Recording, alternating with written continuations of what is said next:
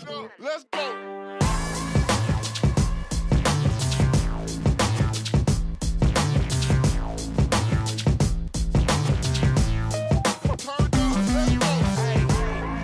Já, þá siglum við í síðasta hlutan á þessum þætti. Byrjum á jóladagatali Jóa með hreyfingu í desember.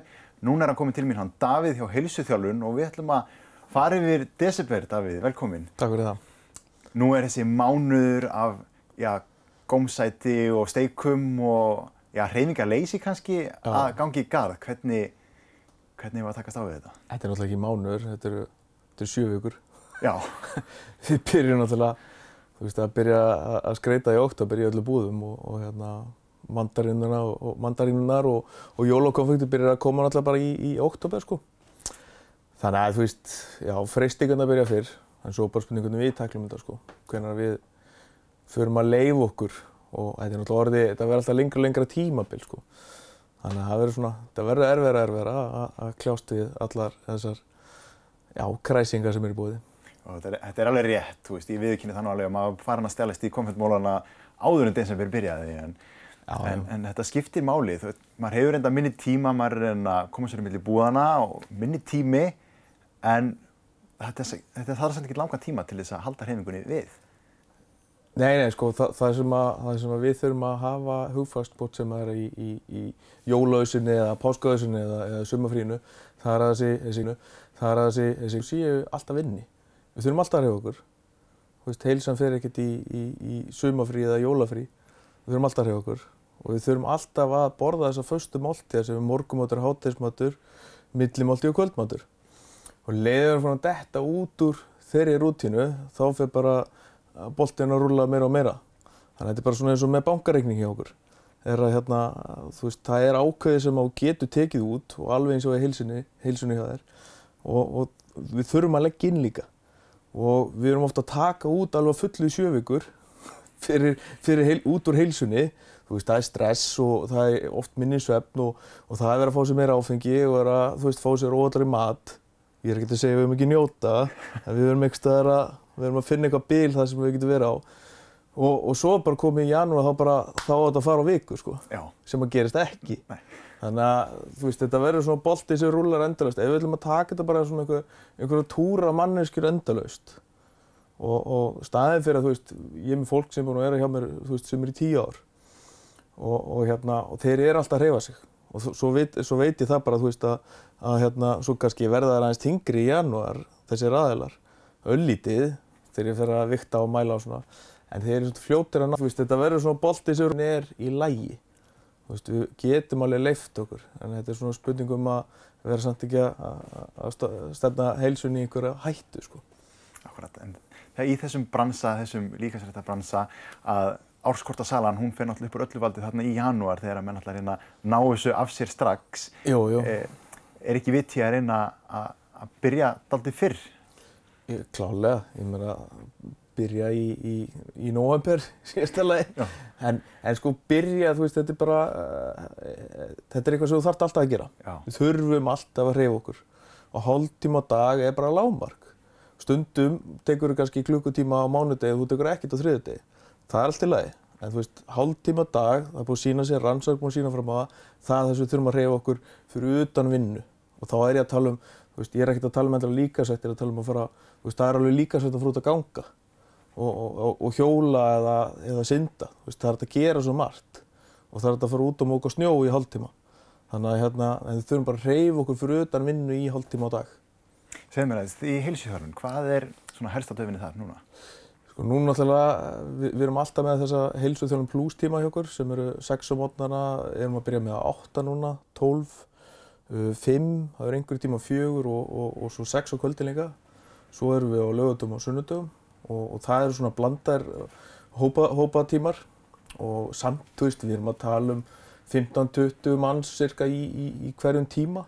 Þannig að þetta er svona, þjálfarinn er að sinna hverjum og einum og þetta er svona eins og að kaupa sér kortinn í sal þar sem að þjálfarinn er búinn að setja allt upp fyrir því, allar æfingar og hvað þú átt að gera. Og svo ef þú ert að gera vitleysu þá erum við náttúrulega að labba á milli og leiðrétta og hvetja fólk áfram á sínum forsendum. Þetta er ekki þannig að þurfa allir að gera 100 armbeygðir eða 100 hnébeygðir. heldur bara ef þú getur ekki nú 80 þá það bara þannig. Þannig við erum ekki svona í einhverju keppnis í stöðun okkar, heldur meira þannig að við komum samt hverjum einstakling upp eins og hann vill tengja sínum markmiðum. Þannig að einstaklingsmiðuð þjálfun. Þekkir örugglega margir að kaupa sér kort í ræktina, fara inn, ætla að setja eitthvað í eyrun. Hvert á ég að fara, hvað ég gera og svona, svo stundur bara, heyrðu, ég ekki alveg í stuði núna, ég bara fer snemma heim. Þannig að þarna þetta aðhald að halda manni þá alltaf við efnið. Já, þú ert náttúrulega bæðið með sko að segjum að Jón komi á mánudegi og svo kom hann ekki eftir fyrir fimmtudegi, þá þú ert komið með æfingafélagarna sem að segja, býtu, hvað akkur kosti ekki á miðvikudaginn? Það var hann geggjaður tími. Við vorum með brennslutíma þá og þú ætlar að koma þá. Þannig þetta svona áður eins og verið eitthvað leiðilegt, skilja. Þetta verður svona hvetjandi og það myndast félagsskapur og ég meina sumir jafnvel fattir að hittast fyrir utan tímann og þú ert alltaf með, þú leiddur áfram, leitt áfram frá A til Ö, frá því uppbytunin byrjaði þá til að fara í teygjurnar. Þannig að þú ert ekki bara að kaupa þér aðgang að tækjum hjá okkur. Og við rauninni seljum ekki svoleiðis kort, við seljum bara þjálfun, þannig að við erum ekki líkastastöð, við erum þjálfunarstöð. En matræðið með þessu, þó maður hreyfir sig í þennan hálftíma á dag, þá á maður ekkert að safna sér upp inneign til þess að borða hvað sem er?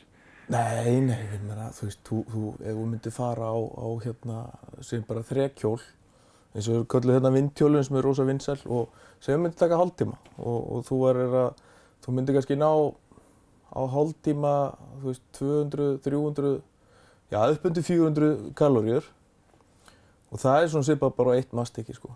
Já. Og ég meina, þú veist, að við getum farið í eins og bjór, 350 kaloríur hver bjór og menn eru duglegir í bjórsmökkunum núna og ég heyrði það einu góðu félagskap sem að þeir tóku 120 bjóra 8 kallar. Já. En ekki kláruðu ekki allt saman. En skilur, það er þetta óhóf sem að við getum alveg kannski aðeins, ég veit, einu svona ári, þú veist, leyfa sér. Stundum þarf ég að vera leiðileg kallinn, stundum oft.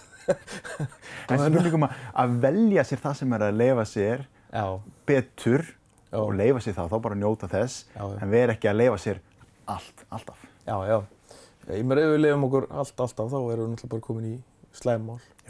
Þannig að við þurfum að hafa eitthvað grunn til þess að fylgja og borða alltaf morgunmatinn, verða alltaf klár hvað að vera í hádeginu og svo það er að passa þetta að þegar maður er eins og dett í áfengið, sem sumir eru að gera, að þá að vita það að hver bjór er svona cirka eins og hálftíma þrekhjóli. Þannig að við ætlum að ná honum af, sko. Já. Nú tala eins og Jói upphafið þáttarins, það koma til hans kúnnar, þeir ætla að ná af sér helling, koma sér í kjólinn fyrir jólin, en raunhæfa markmiðið er að þetta tekur allt saman lengri tíma. Jú, þú veist, við getum alveg tekið styttri tíma í þetta, en hvað gerist þegar þú ert búin að ná markmiðinu, þá hrynur allt saman aftur. Þú veist, þetta er ekkert ósveipað eins og þú værir að undirbúa undir fitnessmót, og eins og Jói nú vanur að aðstoða fólk við. Og maður hefur gert sjálfur er að þú keyrir alveg á fullu og fólk er jafnvel að fara að æfa 2 sinnum á dag. Þetta er alltaf í lagi fyrir þann sem er að fara að keppa í fitness, en þetta er ekki hollt. Þannig ég myndi aldrei taka Jón Jónsson og segja bara já, þú þarft að æfa 2 sinnum á dag, þú ætlar að borða 1500 kaloríur og svo ætlar að sofa 9 tíma á dag. Já. Það er ekki hægt. Þannig að við verðum að hugsa langtímamarkmið og það er ekkert endilega bara kílóin. Heldur bara hvernig ertu í liðunum, hvernig er liðleikinn, hvernig er skrokkunum bara, hvernig er stoðkerfið. Þú veist, ertu orðinn boginn af allri setunni eða þurfum við aðeins að fara rétt úr þér? Hvernig er streitan, hvernig er svefninn? Þú veist, það þarf að skoða heilsugrunninn hjá okkur. Þannig að það er það sem skiptir máli hjá okkur og langtímamarkmið. Já. Við erum mismunandi með mismunandi markmið. Já. Takk kærlega fyrir spjallið Davíð, tíminn því miður runnið frá okkur. Við getum haldið miklu lengur áfram, en tíminn búinn í þættinum í dag. Takk ykkur áhorfendur kærlega fyrir samfylgdina. Við sjáumst í næstu viku.